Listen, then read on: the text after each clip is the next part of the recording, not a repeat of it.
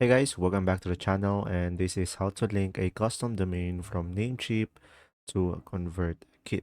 So guys, first thing that you will do is simply go to the top right corner over here on your profile, and after that just simply go for the settings over here. And now once you are on the settings, just simply go to the left side over here, which is domains over here.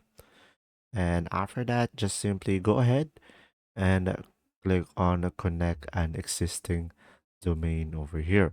So guys, by default, your primary domain is the kit domain.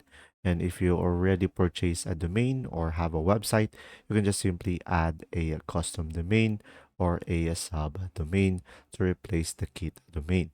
So from here, just simply click on existing domain. And after that, you may add either a root domain or add a subdomain. So just simply provide your custom domain over here. Just simply provide which landing page that you are going to add the custom domain, and you can just simply click on next. And that's simply about it. If this video was helpful, please like and subscribe, and thanks for watching.